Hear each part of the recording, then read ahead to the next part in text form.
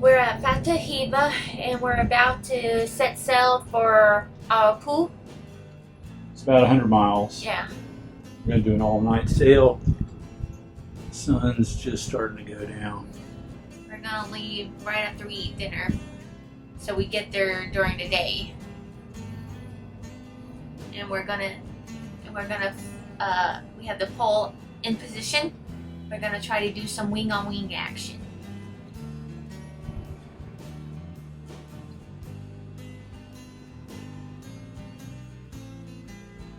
We did leave right after dinner, just as the sun was setting on the horizon. It's going to be a beautiful night for a sail.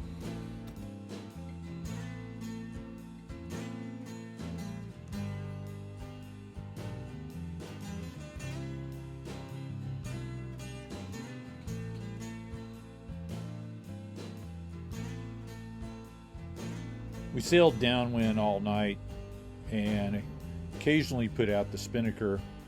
There were just a few isolated storms around, but we managed to avoid most of them.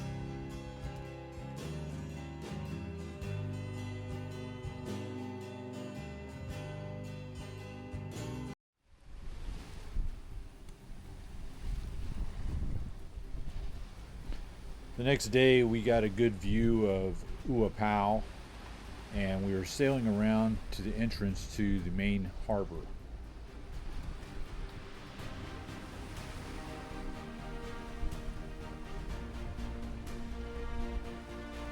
All right, so we got take the spinnaker down, and we're going to get the storm jib back out.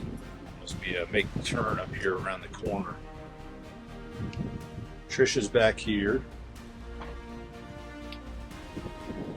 It's a whole team effort. Shannon, and John's up front on the spinnaker, and Dave's at the helm.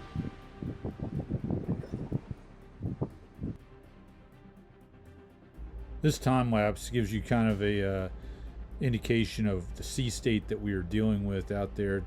John and Shannon did a good job of getting the spinnaker down, getting the sock down on it, and lowering it down so we could get the other sails back up.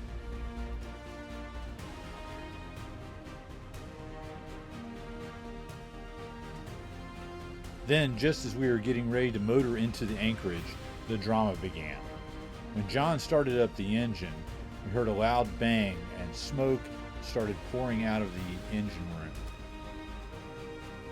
With the engine out of commission, we had to raise the sails again, and we're going to sail in to anchor.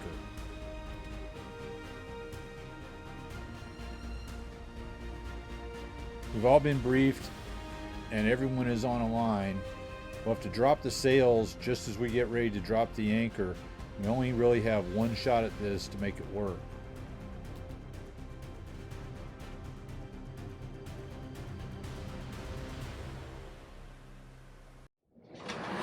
So that is the top of the exhaust mixer. You know what he said? He said that's the water exhaust. Yeah, it's the water exhaust, the exhaust mixer. Yeah.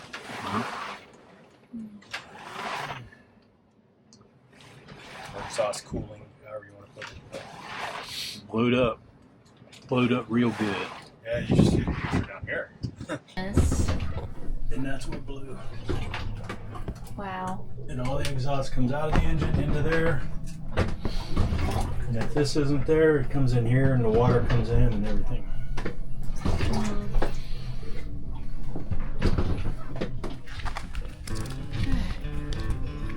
It feels good to be off the boat. Get some walks in.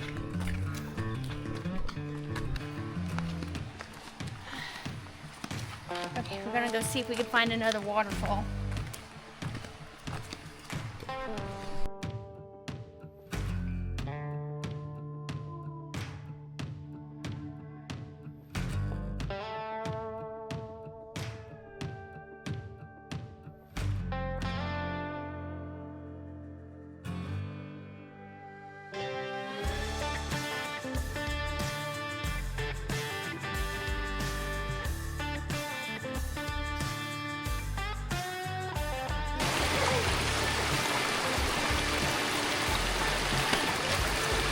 The last step wasn't kind of big.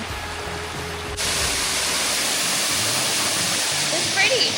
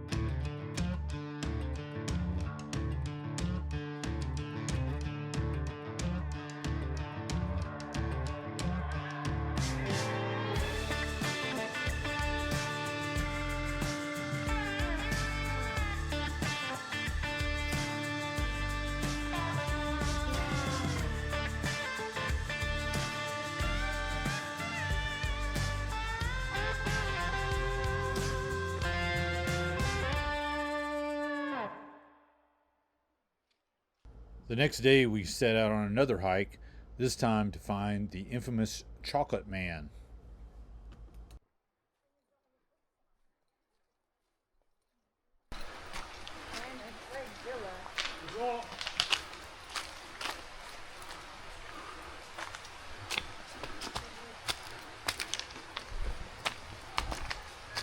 I think you ring the bell. What did that sign say, babe? I don't know, it won't translate it.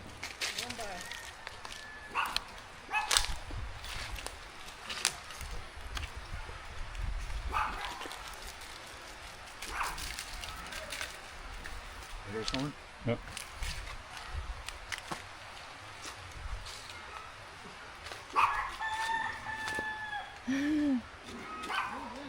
Is this how we die? Oh, yeah. Hello?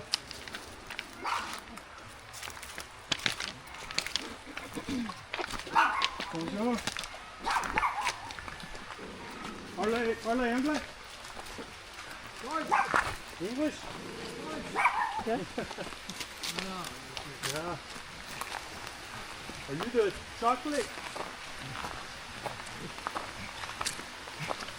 You bring 2 women for me. Yes, for chocolate. Nice chocolate. I am John.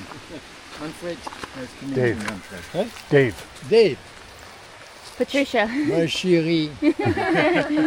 Shannon. Yeah. Yes, yellow now. He told us that all the stone that's there was brought up buckets at a time from the sea. So this is cocoa? Oui, ça c'est cacao. When it's yellow, I cut, and after 8 or 10 days, fermenté, and after 8 or 10 days for dry, Okay. and after I make it in my machine. Cocoa. Yeah. When it's finished, it's black, it's no good. Huh? Yeah. I look in the tree, when it's yellow, I take. Here.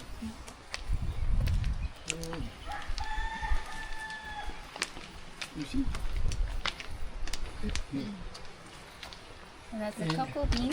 Oui, order is like. When you see here, it's a little flowers. In 6 months, it's bigger. Okay. When you make the grain in the woman, it's 9 months. Yeah. So how long does that take? 6 months. 6 months. 6 months to get that big. I ordered 20 minutes plus haut. Okay. You can film it. Okay, thank you. Here's a kitty cat Yeah, come. Okay, in the kitchen. Aww. in the kitchen. Oui, oui, yeah. This way?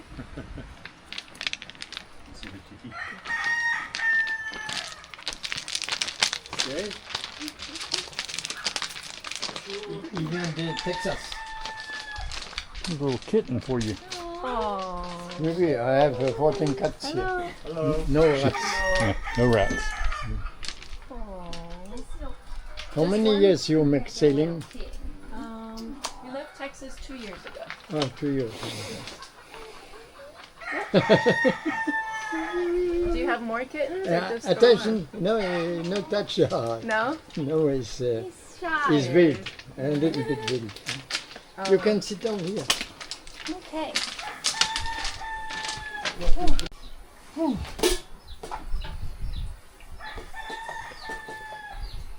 We do yellow, c'est citron, with citron, Citron. lemon. Great.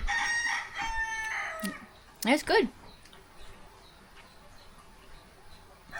Like some sea salt in there too. This one looks like it's got. Some crunchies. Try a crunchy one.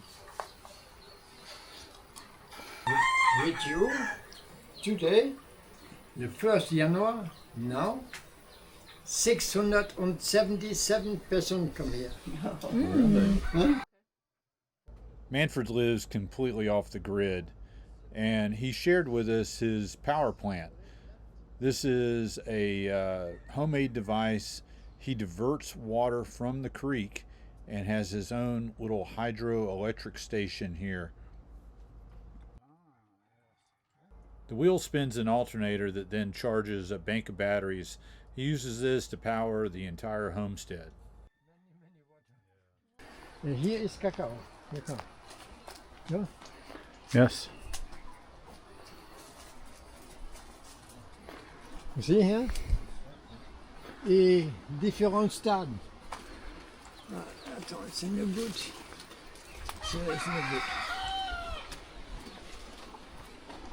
Well, when the flowers, you see the flowers here?